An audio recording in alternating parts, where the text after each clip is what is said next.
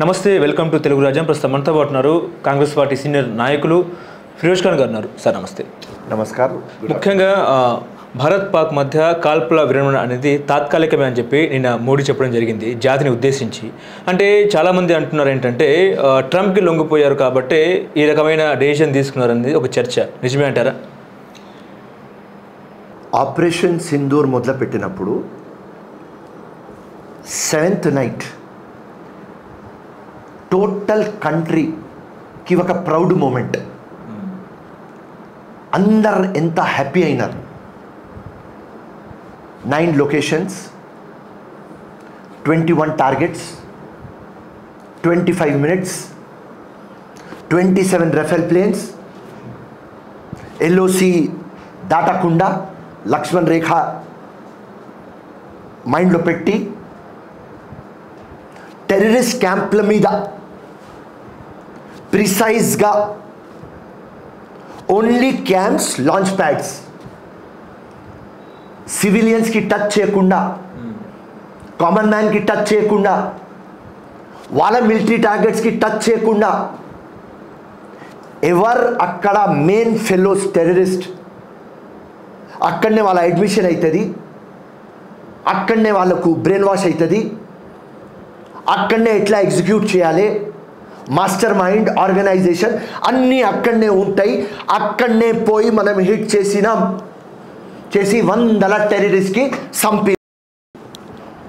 ఆ రోజు మొత్తం ఇండియా పొగురుతో వా హిందుస్థాన్, వా హిందుస్థాన్, ఏం పని చేస్తారు మోదీ గారు మీరు, పాకిస్తాన్కి పడింది. దాని తర్వాత మొత్తం లోకంకి తెలిసిపోయింది ఇండియన్ గవర్నమెంట్, ఫిరోజ్ ఖాన్ ప్రతి ఒక్కసారి చెప్పేది ఒకటే, ఈ టెర్రరిస్ట్ ఇంకా పాకిస్తాన్ ఆర్మీ ఉన్నది, ఐఎస్ఐ ఉన్నది. ఏ రోజు మనం అటాక్ చేసిన తర్వాత 8th మే లోకం మొత్తం చూసింది మౌలానా మసూద్ అజహర్ తమ్ముడు రౌఫ్ IC-814 ప్లేన్ హైజాక్లో ఉన్నాడు 99లో, 2001 పార్లమెంట్ అటాక్లో ఉన్నాడు. ఆ టెర్రరిస్ట్కి పాకిస్తాన్ స్టేట్ ఆనర్ ఇస్తుంది, మిలిటరీ సల్యూట్ కొడుతుంది, పోలీస్ సల్యూట్ కొడుతుంది, పాకిస్తానీ జెండా వాళ్ళకి కఫన్కి ర్యాప్ చేస్తారు. మొత్తం లోకం చూసింది. దాని తర్వాత రా 21 టార్గెట్స్ ఇచ్చింది మనకు. మనం ఉట్టి 9కే హిట్ చేసినాం, రిమైనింగ్ 12కి మనం హిట్ చేయలేదు. ఆ రోజే ఆపరేషన్ సింధూర్ 9 టార్గెట్స్కి హిట్ చేసినప్పుడే నేను ప్రధానమంత్రి గారికి చెప్పిన, ఆకర్ష్ ఫేజ్ 2 చేయాలి, రిమైనింగ్ 12 ఏరియాస్కి డిస్ట్రాయ్ చేయాలి. ఇట్లాంటి టైం మళ్ళీ దొరకదు. పాకిస్తాన్ ఒక కుక్క తోక, దీనికి కట్ చేయాలి. పాకిస్తాన్ ఒక క్యాన్సర్, టోటల్ ఫినిష్ చేయాలి. ఇట్లాంటి ఛాన్స్ మళ్ళీ రాదు.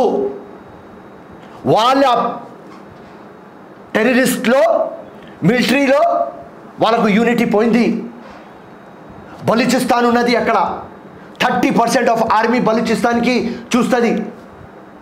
ఆఫ్ఘన్తో ఫైట్ ఉన్నది, 20% ఆర్మీ అక్కడ ఉంటుంది. ఎవర్ పాకిస్తాన్ జనరల్ ఆసిమ్ మునీర్, వాడు షియా. మా దగ్గర షియా సున్నీ ఉంటుంది, సున్నీ డామినేటెడ్ ఉంటుంది, కానీ వాడు షియా. షియా సున్నీ గొడవలు మొదలైంది అక్కడ. పాకిస్తాన్కి తినడానికి తిండి లేదు. ఇండియన్ ఆర్మీతో కంపేర్ చేస్తే Indian army total professional army కానీ, నేవీ కానీ, ఎయిర్ ఫోర్స్ కానీ, వాళ్ళ మిలిటరీ మొత్తం టెర్రరిస్ట్ మైండ్ సెట్తో ఉన్నది. వాళ్ళు మా ఇండియా లాగా ప్రొఫెషనల్ కావు. అరే అక్కడ పాకిస్తాన్ ఆర్మీ వింటే పరిశాన్ అవుతారు. వాళ్ళకు సూపర్ మార్కెట్లు ఉన్నాయి, వాళ్ళు ఫార్మింగ్ చేస్తారు, పోల్ట్రీ ఫార్మ్స్ ఉన్నాయి, పిల్లర్ డైపర్స్ డైపర్స్ కూడా వాళ్ళు మ్యానుఫ్యాక్చర్ చేస్తారు. ఆ ఆర్మీ అట్లా ఆర్మీ. అండ్ ఇక్కడ ఇండియన్ ఆర్మీ ప్రొఫెషనల్ ఆర్మీ. 1971లో అంత అడ్వాన్స్ ఆర్మీ లేదు. దాని తర్వాత కూడా ఇందిరా గాంధీ ఐరన్ లేడీ పాకిస్తాన్తో కొట్లాడి బంగ్లాదేశ్కి ఇచ్చింది, సపరేట్ చేసింది. ఒక మహిళ పులి. నరేంద్ర మోదీకి కూడా మేము పులి అన్నాం. మేమన్నాం పార్టీకి అతీతంగా నో పాలిటిక్స్, మీరు మా ప్రధానమంత్రి, మీరు ఆగవద్దు, ఈ టైం పాకిస్తాన్కి ఫినిష్ చేయాలి. దాని తర్వాత ఒక్క ఫోన్ వచ్చింది ట్రంప్ దగ్గర నుంచి, మా నరేంద్ర మోదీ పులి సల్లగా అయిపోయినాడు. దేనికోసం? ఇట్లాంటి ఆపర్చునిటీ మళ్ళీ దొరకదు. అప్పుడే చెప్పినాం now or never. 22 April Pahalgam attack అయినప్పుడు చెప్పినాం మాటలు వద్దు మోదీ గారు, ఉట్టి అటాక్ చేయాలి. ఎన్ఐఏకి పెట్టినాం మనం. ఎన్ఐఏ ఇన్వెస్టిగేషన్ చేసింది. చేస్తే ఆ టెర్రరిస్టులకు మొత్తం రామ్ కహానీ బయట తీసింది. 1 వీక్ ముందు వాళ్ళు వచ్చినారు. 20 మంది లోకల్ సపోర్ట్ ఇచ్చినారు. ఆ లోకల్ సపోర్ట్కి పేరు ఇచ్చినారు NIA OGW. OGW full form అంటే ఆన్ గ్రౌండ్ వర్కర్స్. ఆ 20 మంది సపోర్ట్ చేసినారు. లాజిస్టిక్స్ ప్రొవైడ్ చేసినారు, షెల్టర్ ప్రొవైడ్ చేసినారు, రేకి చేసినారు, అన్నం పెట్టినారు, ఇన్ఫర్మేషన్ ఇచ్చినారు. దాని తర్వాత 3 శాటిలైట్ ఫోన్లు ట్రేస్ అయినాయి. ఆ 3 ట్రేస్ అయిన దానిలో 2 ఫోన్స్ డైరెక్ట్లీ పాకిస్తాన్ ఆర్మీతో ISIతో మొత్తం ప్రూవ్ అయింది. లోకం ముందు పెట్టాలి అని. ఈ అన్ని ప్రూవ్ అయిన తర్వాత ఈ హిజ్బుల్ ముజాహిదీన్ కానీ, జైషే మొహమ్మద్ కానీ, లష్కరే తోయిబా కానీ ఈ లంగా ఫెల్లోస్ ఆగుతారు. అక్షర్ధామ్ ఆగలేదు, ఊరి ఆగలేదు, పుల్వామా ఆగలేదు, బాంబే ఆగలేదు, పహల్గామ్ ఆగలేదు. ఇప్పుడు వాళ్ళు ఆగరు. ఈ ఫాల్తున్న కొడుకులకు ఉట్టి ఇండియా మీద ఒక కషి. 2 స్టేట్లు, 2 కంట్రీలు ఒకటేసారి ఇండిపెండెంట్ వచ్చింది. ఒక రిపబ్లిక్ ఆఫ్ పాకిస్తాన్ అయింది, ఇస్లామిక్ కంట్రీ అయింది. ఇండియా ఒక సెక్యులర్ కంట్రీ అయింది. ఈ ఇస్లామిక్ కంట్రీ పాకిస్తాన్కి ఇండియా అంటే కషి, సింపుల్. వాళ్ళు వచ్చి ఇండియాకి బ్రేక్ చేయడానికి ఆ లంగా ఫెల్లోస్ వచ్చి భార్యల ముందు, పిల్లల ముందు పాయింట్ బ్లాంక్ రేంజ్లో వెపన్ పెట్టి, AK-56 పెట్టి, AK-57 పెట్టి, రైట్ నీ మతం చెప్పు, లా ఇలాహా ఇల్లల్లా మొహమ్మద్ రసూలుల్లా చదువు అని చెప్పి కొట్టినారు. వాళ్ళ ప్లాన్ ఏం? ఇండియాకి బ్రేక్ చేయాలి, ముస్లిమ్స్ హిందూ ఫైట్ కావాలి, ఇండియా ప్రాబ్లంలో రావాలి. కానీ మన ఇండియా ముస్లిమ్స్ ఇంకా హిందూస్ ఎంత తెలివితో పని చేస్తున్నారు. మన ఇంట్లో గొడవలు ఉంటే ఓకే మేము చూసుకుంటాం, కానీ బయట వాళ్ళు వస్తే మనం జాగ్రత్తగా పడినాం. ఎంత యునైటెడ్గా ఉన్నాం. అండ్ ఒక జబర్దస్త్ మెసేజ్ ఇచ్చినాం. ఏం మెసేజ్ ఇచ్చినాం? ఇండియాలో రంజాన్ అయితే రామ్ కనిపిస్తాడు, దీపావళి అయితే అలీ కనిపిస్తాడు. గంగా జమున తెహజీబ్ ఇండియాది. We are secular, we are sovereign, socialist, democratic, republic, we are one, మాకు బ్రేక్ చేయలేరు అని పాకిస్తాన్కి మెసేజ్ ఇచ్చినారు. ఈ లంగా కంట్రీ ఇండియాకి డిస్ట్రాయ్ చేయాలి, ఇండియాకి ఫినిష్ చేయాలి అని ఆలోచనతో లంగా దొంగ అటాక్లు ఇన్నోసెంట్ మీద చేస్తూ ఉంటే, ఇట్లాంటి జబర్దస్త్ టైం టోటల్ వరల్డ్ మన ఫేవర్లో ఉన్నారు. టాప్ లీడర్స్ మన ఫేవర్లో ఉన్నారు. పీస్ లవింగ్ కంట్రీస్ మన ఫేవర్లో ఉన్నారు. ఇండియా పాపులేషన్ 140 crores, దానిలో స్పెసిఫిక్ 30 crores ముస్లిమ్స్. అందరు ఒకటే వాయిస్తో ఫినిష్ పాకిస్తాన్ అని చెప్తే మోదీ గారు ఎందుకు సీజ్ ఫైర్ చేస్తున్నారు? అందరికీ డిసప్పాయింట్ చేసినారు. ఆ ప్రౌడ్ మూమెంట్కి తీసుకున్నారు మీరు. మోదీ అంటే పులి పులి పులి. ఇంత మేము కాంగ్రెస్ పార్టీతో ఉన్న తర్వాత కూడా మోదీ మోదీ మోదీ చెప్పినాం. ఇలా మోదీ సీజ్ ఫైర్ ఎందుకు చేస్తున్నారు? ఎందుకు మాట వింటున్నారు? పాకిస్తాన్కి ఫినిష్ చేయాలి. అది కుక్క తోక క్యాన్సర్. అది ఇట్లాంటి టైం రాదు. మళ్ళీ ఒకసారికి చెప్తున్నా మోదీ గారికి, మీరు కాంప్రమైజ్ చేయకండి. Finish Pakistan, that's all. ఈ టైంలో పీఓకేని ఆక్రమించే అవకాశం ఉందంటారా? పీఓకేని భారత్ ఆక్రమించే అవకాశం ఉందంటారా? 100% పీఓకే మనకు వచ్చేస్తుంది. అఫ్ఘాన్ వాళ్ళు ఆ ఏరియా తీసుకుంటారు, బులిచిస్తాన్ ఇక్కడ తీసుకున్నది, మనం పీఓకే తీసుకుంటాం, మొత్తం సర్వనాశం అయిపోతుంది పాకిస్తాన్. ఇదే కావాలి మనకు.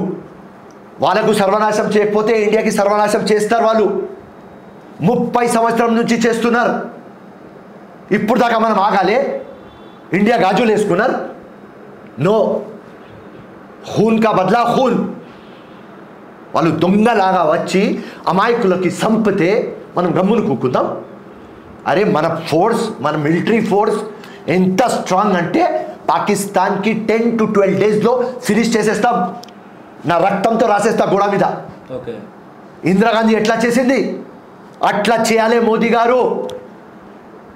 డిసప్పాయింట్ చేస్తున్నారు మీరు. నేనుతో చాలా తక్లీఫ్గా ఉన్నా. ఎందుకంటే నా పేరు ఫిరోజ్ ఖాన్ ఆత్మా భగత్ సింగ్. నాకు ఇండియా వైపు ఎవరైనా ఇట్లాంటి పనులు చేస్తే వాళ్ళకు ఫినిష్ చేయాలి అని ఉంటుంది. 3 days నుంచి నేను పండుకోలేదు.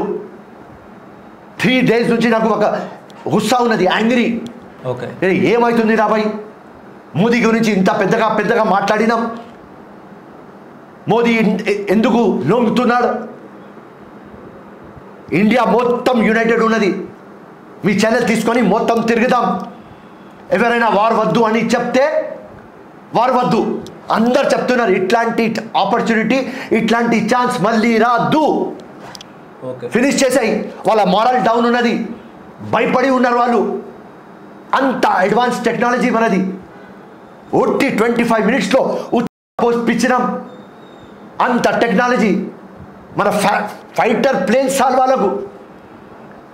అన్ని దానిలో చూస్తే మనమే కదా. వాళ్ళ దగ్గర 6 lakhs ఆర్మీ ఉంటే మన దగ్గర 14 lakhs. వాళ్ళ దగ్గర 2000, మన దగ్గర 2500 ప్లేన్స్ అంటే వాళ్ళ దగ్గర 1200. ఇక్కడ నేవీలో పోతే వాళ్ళ దగ్గర 200, మన దగ్గర 600. ప్రతి దానిలో ఇండియాది కంపారిజన్ లేదు. ఇట్లాంటి టైంలో మోదీ గారు ఎందుకు వింటున్నారు? చాలా డిసప్పాయింట్ చేస్తున్నారు. ఇప్పుడు ట్రంప్ అంటున్నాడు ఏంటంటే భారత్ పాకిస్తాన్ మధ్య వారిని నేనే ఆపాను అన్నట్టు కూడా ట్రంప్ అంటున్నాడు. దానికి ఏం చెప్తారు? అదే అంటున్నా కదా, ట్రంప్ది మాట ఎందుకు వినాలి? దానికి ఏం సంబంధం? ఏం సంబంధం? That's all. మన కంట్రీకి డిస్ట్రాయ్ చేయాలి అని 1 point ప్రోగ్రాంలో పాకిస్తాన్ పోతుంది. టెర్రరిస్ట్ పాకిస్తాన్ ఆర్మీ, ISI ఒకటే ప్లాట్ఫామ్లో ఉన్నది అని మనం నిరూపించిన తర్వాత ఈ ఆపర్చునిటీ ఎందుకు మిస్ కావాలి?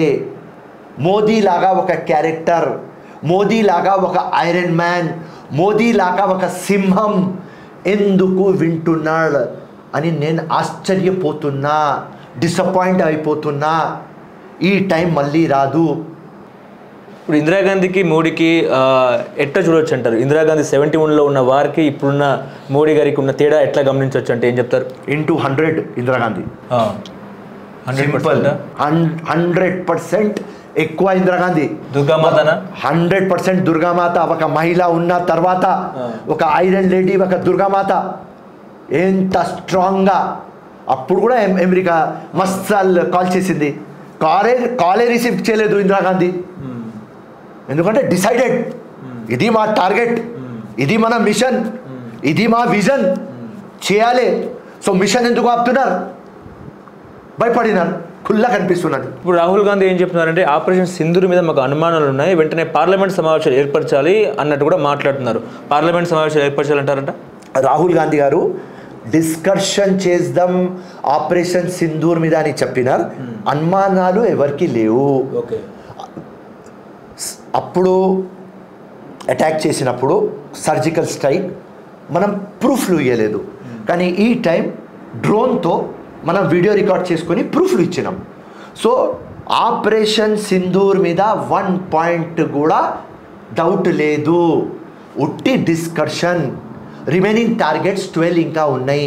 దానికి ఎందుకు మీరు ఇడిసినారు? అది కంప్లీట్ ఎందుకు చేస్తలేం? మొత్తం ఆ డీటెయిల్స్ మాట్లాడాలే కోసమే పార్లమెంట్ సెషన్. కానీ కాంగ్రెస్ పార్టీకి clear cut mission operation Sindoor మీద టోటల్ గౌరవం ఉన్నది, రెస్పెక్ట్ ఉన్నది, ప్రౌడ్ మూమెంట్ ఉన్నది, కానీ మోదీ చేస్తుంది డిసప్పాయింటింగ్ ఉన్నది. ఓకే, ఇప్పుడు భారత్ పాక్ మధ్య యుద్ధం అనేది పొలిటికల్ యూటర్న్ తీసుకునే అవకాశం ఉందంటారా? అంటే ఏం చెప్తారు? ఏం ఈ భారత్ పాక్ మధ్య యుద్ధం అనేది ఇండియాలో పొలిటికల్ యూటర్న్ తీసుకునే అవకాశం ఉందా?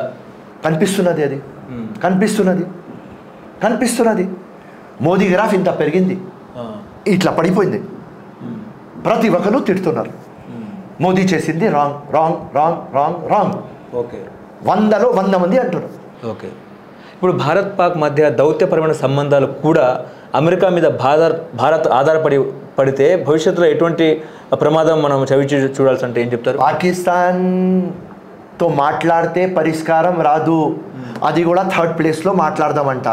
ఈ లంగా కంట్రీతో, ఈ లంగా దొంగ ఆర్మీతో ఏం మాట్లాడతారు రా భయ్? మాట మీద ఉండరు వాళ్ళు. ఇది లంగా ఫాల్తూ కంట్రీ, అది ఒక టెర్రరిస్ట్ కంట్రీ.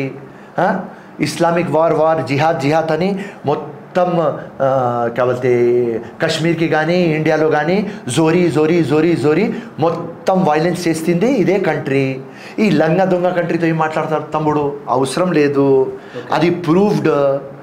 చెప్తున్నా కదా, కుక్క తోక చక్కగా అవుతుంది. బట్ నువ్వు నాకు చెప్పు, అవుతుంది కాదు? పాకిస్తాన్ అదే, ఆ తోక కట్ చేయాలి, సింపుల్, క్యాన్సర్ అది. సో ఇది మాట్లాడాలి అంటే నాకు నాలాగా ఒక వర్కర్కి అర్థమైతలేదు, నాలాగా ఒక ఇండియన్కి అర్థమైతలేదు, నాలాగా ఒక సోల్జర్కి అర్థమైతలేదు. ఏం మాట్లాడతాం? మీ చేతికే బంధుకిచ్చి మీరు పాకిస్తాన్ మీద యుద్ధం చేయమని అంటే ఏం చేస్తారు? 100% చేస్తా. నా దగ్గర బాడీలో రక్తం ఉన్నప్పుడు దాకా ఫైట్ చేస్తా. ఓకే, లేకుంటే దేశంకి రక్తం ఇస్తా. దానికంటే బ్యూటీది ఏం కావాలి తమ్ముడు? జీవితంలో అట్లాంటి పొజిషన్ ఎవరికి దొరుకుతుంది? చాలా లక్కీ ఉంటేనే దొరుకుతుంది. దేశం కోసం ఫైట్ చేస్తున్నాం, ఆ ఫైట్లో సంప్తం లేకుంటే సచ్తాం. సస్తే ఏమవుతాం? మార్టియర్ అవుతాం, అమర్ అవుతాం, హిస్టరీలో పేరు వస్తుంది. ఇంకా ఏం కావాలి? ఒకరోజు పుట్టినాం కదా, ఒకరోజు సావాలి కదా, పులిలాగా ఉన్నాం కదా, పులిలాగా సావాలి.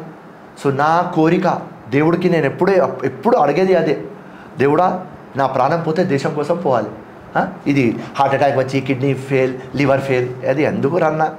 రైట్, దేశం కోసం సజ్దాం. పరమవీర్ చక్ర రావాలి, అశోక్ చక్ర రావాలి, అట్లాంటి మైండ్లో ఉన్నది నాకు. ఓకే, ఇప్పుడు నిన్న హైదరాబాద్లో కరాచీ బేకరీ మీద బీజేపీ నాయకులు దాడి చేసిన పరిస్థితి.